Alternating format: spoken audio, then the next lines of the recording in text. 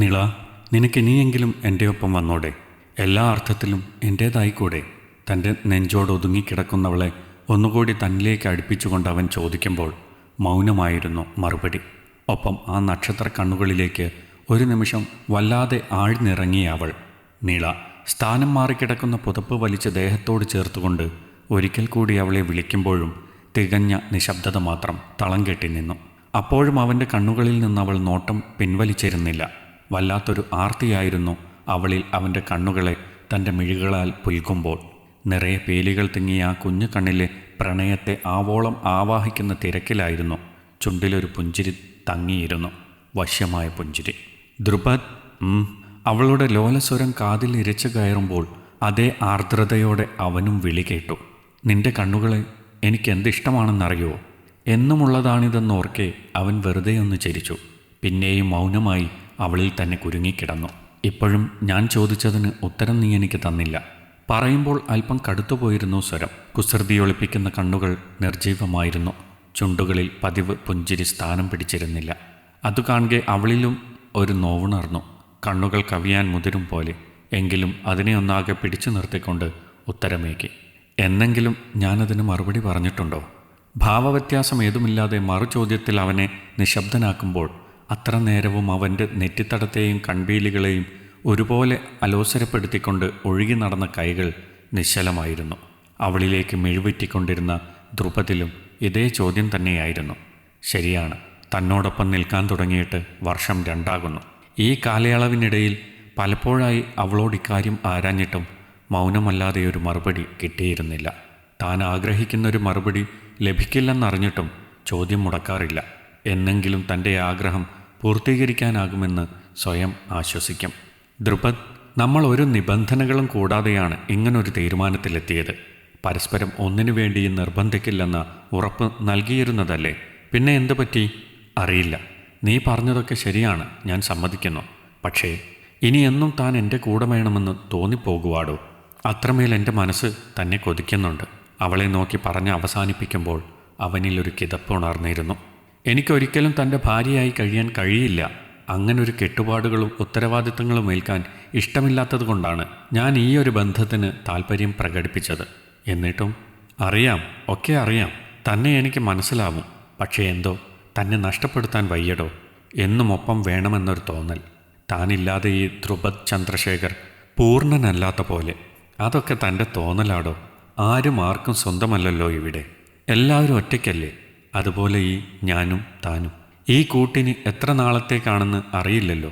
ചിലപ്പോൾ ഞാൻ സ്വയം ഒക്കെയും ഉപേക്ഷിച്ചു പോയെന്ന് വരാം. അപ്പോൾ തനിക്ക് ഞാനൊരു ബാധ്യതയാവരുത്.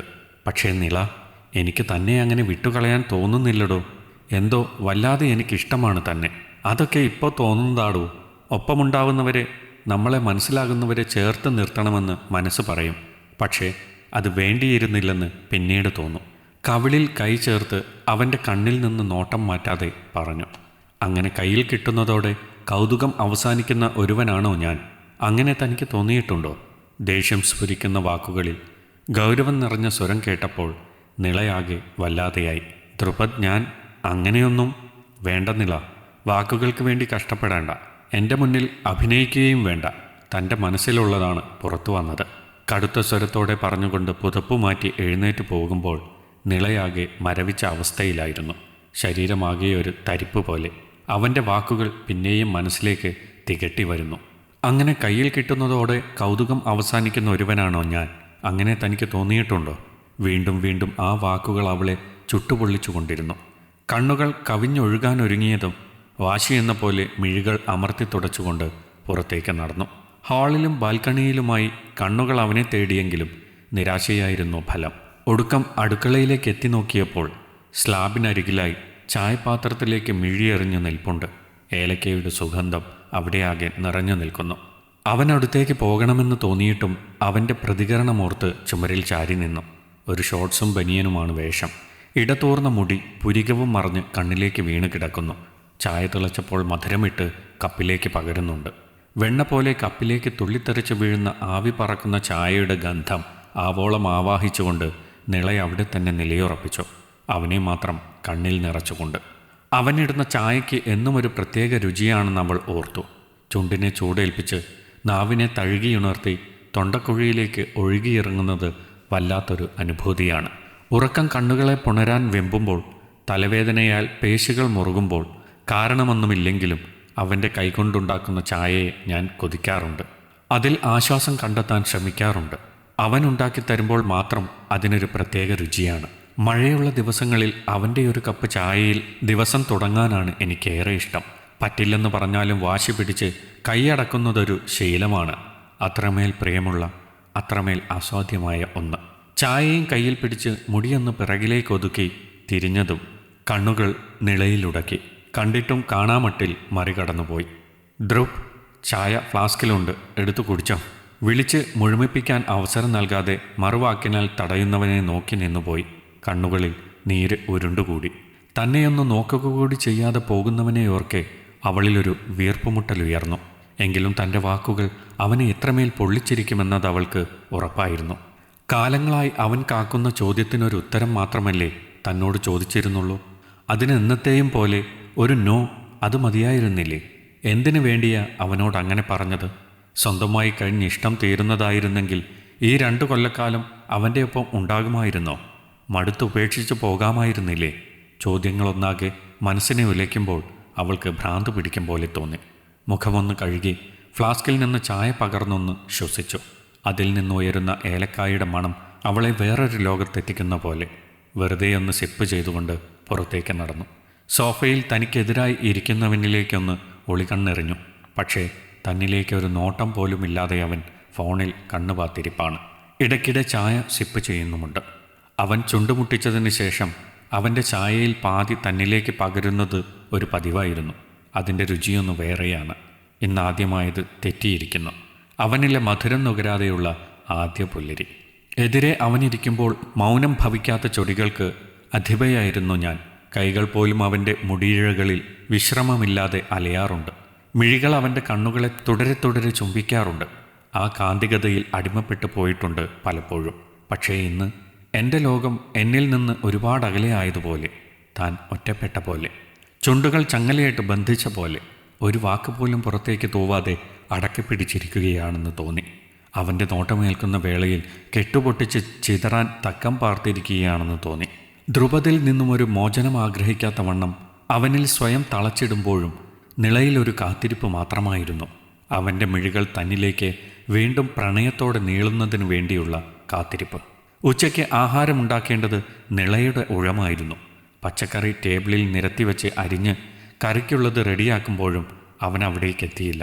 അത്രമേൽ ആ സാന്നിധ്യം അവൾ ആഗ്രഹിച്ചിട്ടും അവനിൽ നിന്നൊരു നോട്ടം പോലും പകരമായി കിട്ടിയില്ല. തന്നോട് ഇത്രമാത്രം വെറുപ്പ് കാട്ടാൻ ധ്രുപദിന് കഴിയുന്നുവോ എന്ന ഞെട്ടലായിരുന്നു ഉള്ളു നിറയെ. ഒരുമിച്ച് താമസിക്കാൻ തുടങ്ങിയതു മുതൽ പരസ്പരം കളിയാക്കിയും കലഹിച്ചും തമ്മിൽ തല്ലിയും അടുക്കള അലങ്കാരമാക്കി ഭക്ഷണമുണ്ടാക്കാൻ ഉത്സാഹമാണ്. അവൻ്റെ തോളിൽ തല ചേർത്ത് കൈകൾ വയറിന് കുറുകെ അമർത്തിവെച്ച് മുതുകിലെ ടാറ്റൂവിൽ അമർത്തി ചുംബിച്ചുകൊണ്ട് അവനോട് ചേർന്ന് നിന്ന് പാകം ചെയ്യാൻ ഏറെ ഇഷ്ടമാണ്.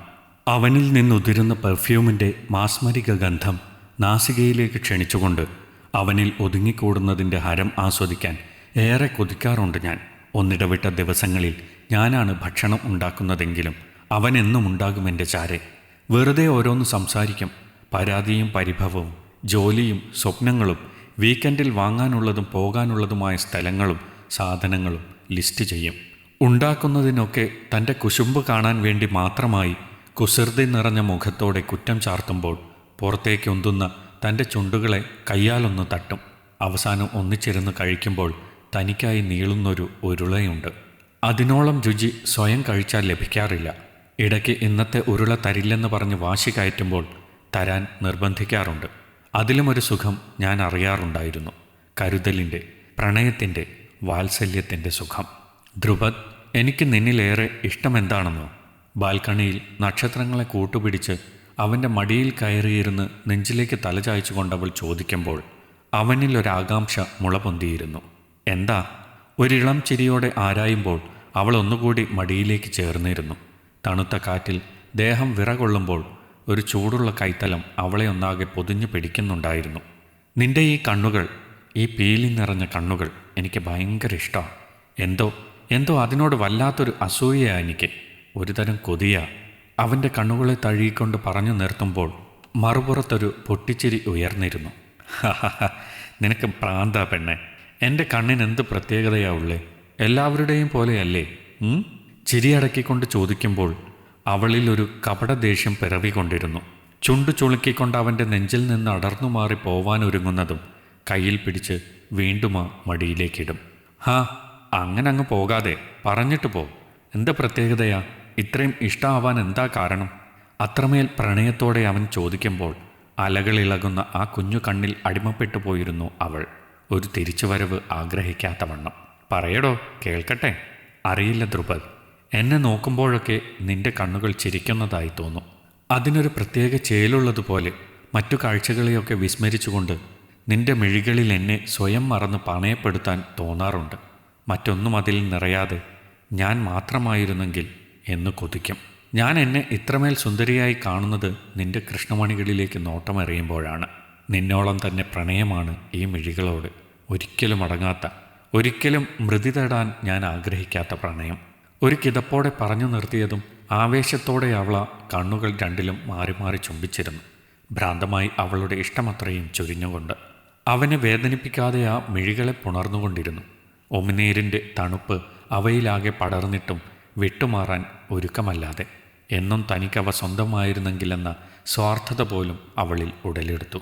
അവസാനം തന്നോട് ചേർന്നു നിൽക്കുന്നവനെ ഓർക്കെ ഞെട്ടലോടെ പിന്മാറി. ധ്രുപദിൻ്റെ മുഖത്തേക്ക് നോക്കാതെ പിന്തിരിഞ്ഞു നടക്കാനാഞ്ഞതും അവൻ്റെ വിളിയുയർന്നു. നിള. കാറ്റുപോലെ ആർദ്രമായ സ്വരം അവളെ തളരുതയാക്കി. ശീതക്കാറ്റേറ്റ പോലെ ഒന്നാകെ ഉലഞ്ഞുപോയി ഉടൽ മുഴുവൻ. ദേഹമാകെ തളരാൻ പാകത്തിന് ആ വിളി അവളിൽ തറഞ്ഞു കയറി. പിന്തിരിഞ്ഞു നോക്കാൻ തോന്നിയിട്ടും അതിനു കഴിയാതെ അവിടെ ശീലകണക്കെ നിന്നു. ഒടുക്കം അവൻ മുന്നിൽ ചെന്ന് നിന്നതും കണ്ണുകൾ പലയിടത്തേക്ക് യാത്ര തിരിച്ചു. വല്ലാതെ പിടയ്ക്കുന്നുണ്ടായിരുന്നു. അവനെയൊന്നും നോക്കാൻ ശേഷിയില്ലാത്തവണ്ണം അവളിലൊരു ലജ്ജ ഉണർന്നിരുന്നു. നിള, നിനക്കുള്ള അസൂയ പോലും എനിക്കിഷ്ടമാണല്ലോ. താൻ പറഞ്ഞില്ലേ മറ്റൊരു കാഴ്ചയും അതിൽ ഇടയാതെ താൻ മാത്രമായിരുന്നെങ്കിൽ എന്ന് കൊതിക്കാറുണ്ടെന്ന്. എന്നാൽ അത് തന്നെയാണ് സത്യവും. തന്നോളം ചന്തമുള്ളതൊന്നും എൻ്റെ മിഴികളിൽ നിറയാറില്ല. തന്നോളം തീഷ്ണമായതൊന്നും എൻ്റെ കൃഷ്ണമണികളെ ലഹരി പിടിപ്പിച്ചിട്ടില്ല. തന്നോളം ഒരു കാഴ്ചയ്ക്കും ഞാൻ ഇത്രമേൽ കീഴ്പ്പെട്ടിട്ടുമില്ല. ശാന്തമായവൻ പറയുമ്പോൾ കണ്ണുകൾ പെയ്യാൻ തയ്യാറെടുക്കുകയായിരുന്നു. അവനോടുള്ള പ്രണയത്തിൻ്റെ മധുരവും പേറി. പക്ഷേ അതിലൊരു നീർത്തുള്ളി പോലും കവിളിനെ പുണരാനൊരുങ്ങും മുൻപേ നെഞ്ചോട് ചേർത്തടക്കി നിർത്തിയിരുന്നു അവൻ. ഏതോ ഒരു ഓർമ്മയിൽ നിളയുടെ മിഴികൾ ഈറനണിഞ്ഞു. എന്നും അതുപോലെ ബാൽക്കണിയിൽ അവനിരിപ്പുണ്ട്. കാവലായി നിലാവും നക്ഷത്രങ്ങളും. കയ്യിലെ പുസ്തകത്തിലേക്ക് മിഴിനാട്ടുമ്പോൾ അവൻ മറ്റൊന്നിലേക്കും ശ്രദ്ധ കൊടുക്കാറില്ല. അത് വ്യക്തമായി അറിയാമെങ്കിലും അവൻ്റെ അരികിലിരുന്നു കൊണ്ട് മുടിയിൽ വലിച്ചും കയ്യിലും മൂക്കിലും പിച്ചിപ്പറിച്ചും കുസൃതിയൊപ്പിക്കുന്നതാണ് തൻ്റെ പ്രിയപ്പെട്ട വിനോദം.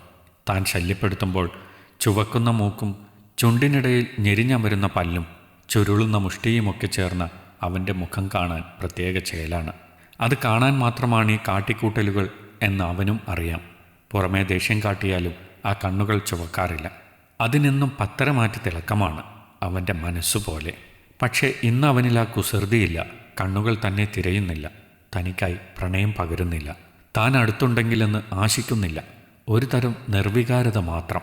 തന്നോടുള്ള കോപത്തെ ശമിപ്പിക്കാൻ എടുത്തണിഞ്ഞ മൂടുപടമെന്ന പോലെ. ചിന്തകൾ മനസ്സിനെ കാർന്നെടുക്കവേ നിള അവൻ്റെ അടുത്തേക്ക് ചെന്നു. അവൻ്റെ മൗനം അവളെ ആകെ ശ്വാസം മുട്ടിച്ചിരുന്നു.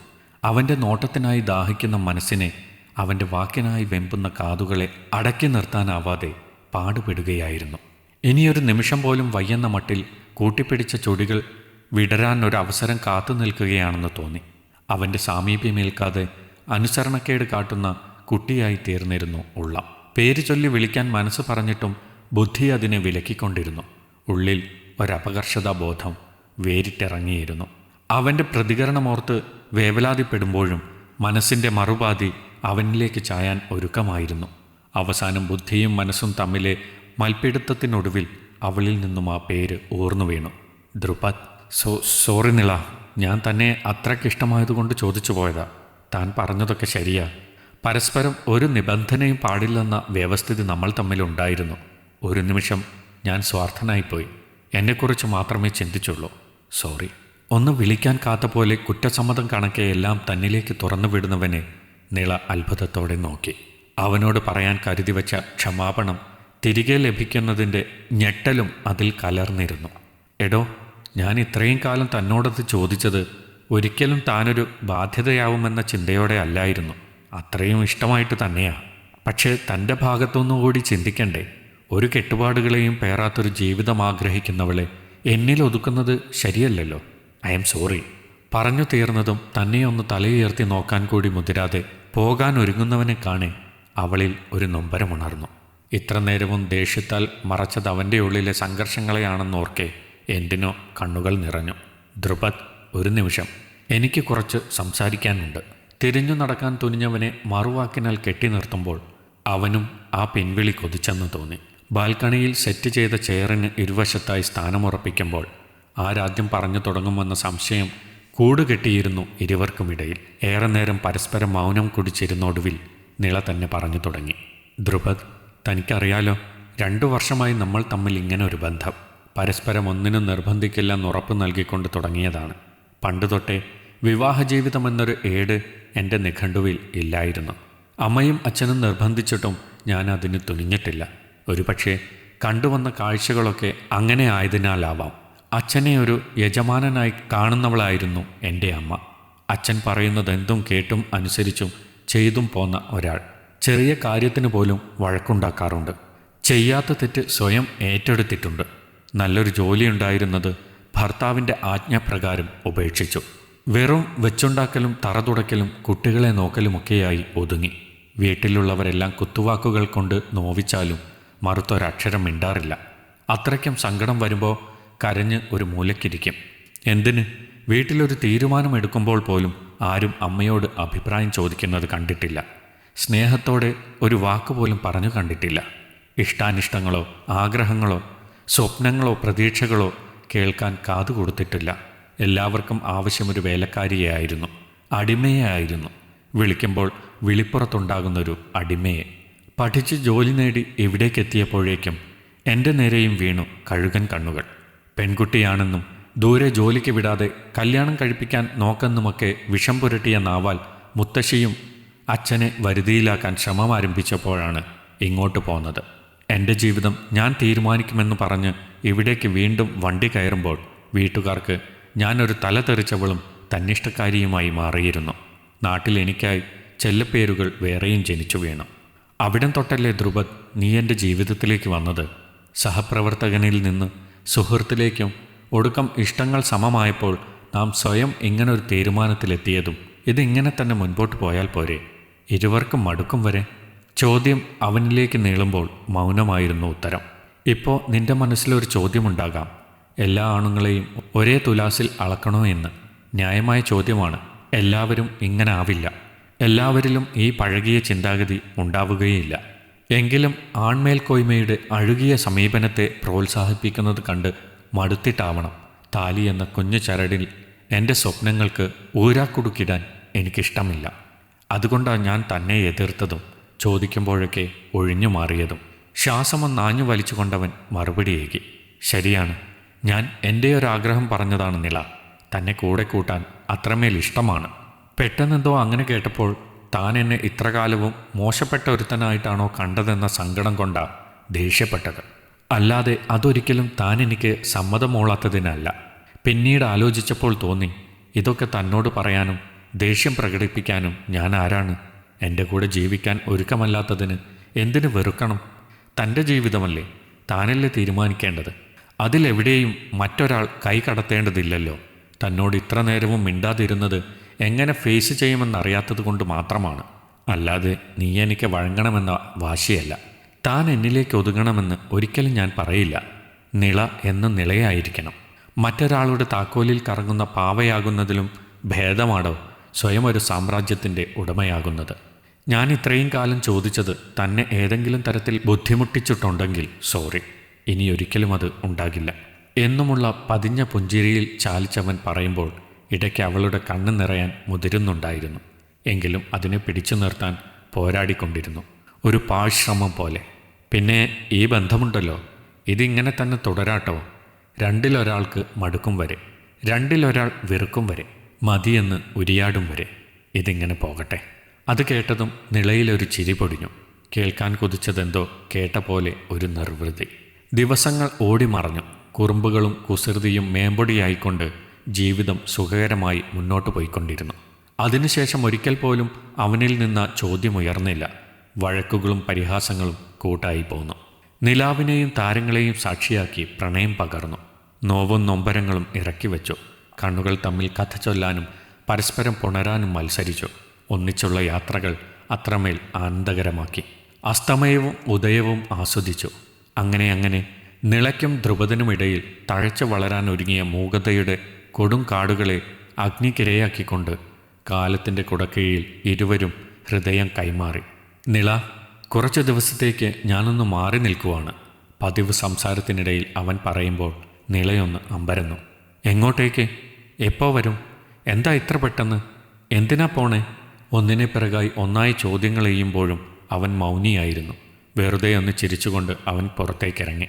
മറുവിളിയിൽ പിടിച്ചു നിർത്താൻ ആഗ്രഹമുണ്ടായിട്ടും അതിന് കഴിയാതെ വന്നു. അവൻ നടന്നകലും തോറും പ്രിയപ്പെട്ടതെന്തോ കൈപ്പിടിയിൽ നിന്ന് അയഞ്ഞു വീഴും പോലെ ഒരു തോന്നലായിരുന്നു. ഹൃദയം വല്ലാതെ വിങ്ങുന്നു. അതിൽ ആഴത്തിൽ വരകൾ വീഴുന്നു. രക്തം കിനിയുന്നു. ഇനിയൊരിക്കലും തന്നിലേക്കൊരു മടക്കമില്ലാത്ത യാത്രയാണിതെന്ന് ഉള്ളിനുള്ളിൽ നിന്ന് ആരോ മൊഴിയും പോലെ തൻ്റെ ശ്വാസം വിട്ടകന്നെന്ന തോന്നൽ നെഞ്ചകമാകെ പൊള്ളിക്കുന്നു. ധ്രുപദ്, വേഗം വരുവോ? ചിലമ്പിച്ച സ്വരത്തിൽ ഒരിക്കൽ കൂടി ചോദിച്ചു. അവനൊന്ന് കണ്ണു ചിമ്മുക മാത്രം ചെയ്തു.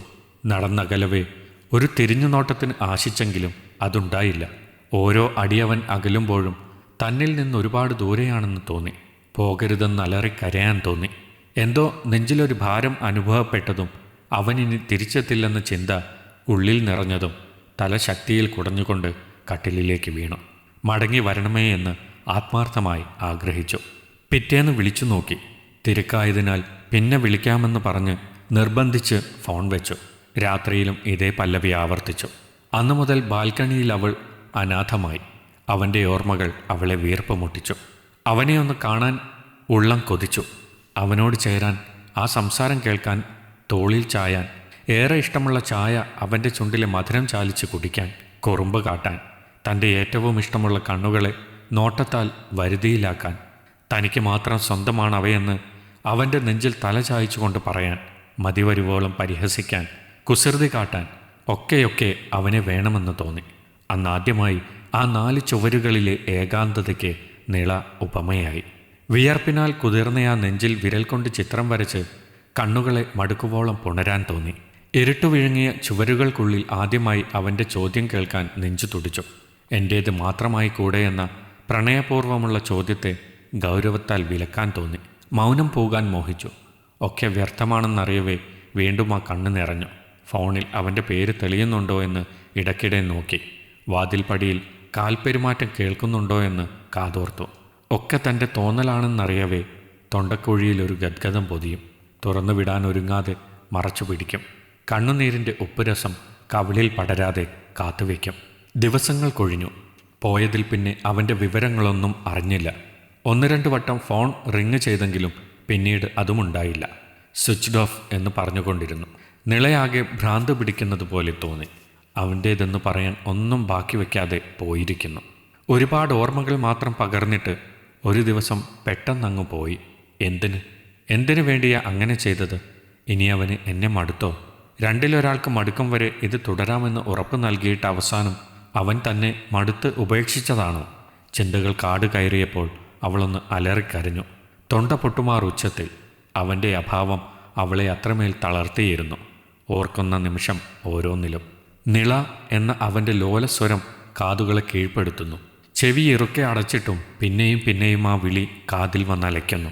ഒടുവിൽ രാത്രിയുടെ അന്ത്യയാമങ്ങളിൽ നിദ്രയെ പുൽകുമ്പോഴും അവളിലൊരു ചോദ്യം ഉയർന്നിരുന്നു. നിള ധ്രുപദനെ പ്രണയിക്കുന്നുണ്ടോ? അവളൊന്ന് ഞെട്ടി. നിളയ്ക്കും ധ്രുപദനെ ഇഷ്ടമാണോ? അവൻ അടുത്തു വേണമെന്ന് ആഗ്രഹിച്ചിരുന്നോ?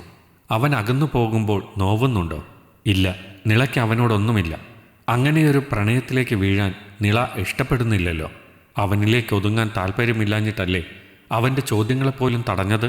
വിവാഹമെന്ന 3 അക്ഷരത്തിൽ ജീവിതം തളച്ചിടാൻ ഒരുക്കമല്ലാത്തവളല്ലേ?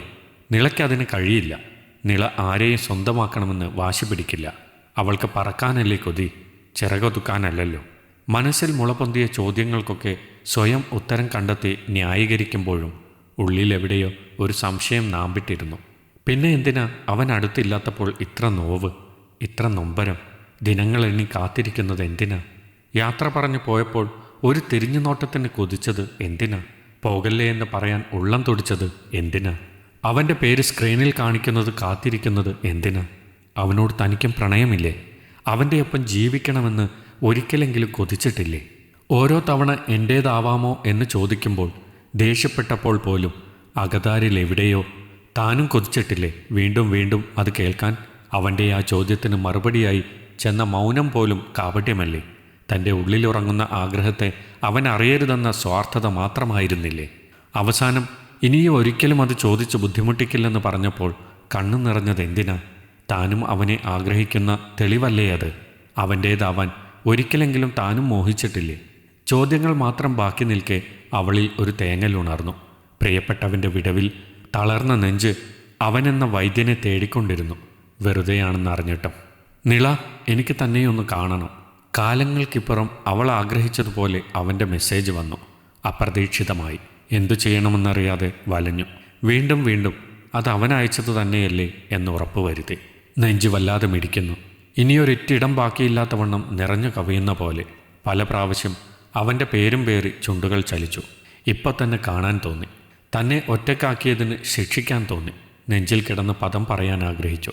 ഒടുക്കം ഇനിയൊരിക്കലും ഒറ്റക്കാക്കില്ലെന്ന് ഉറപ്പ് വാങ്ങാൻ മോഹിച്ചു.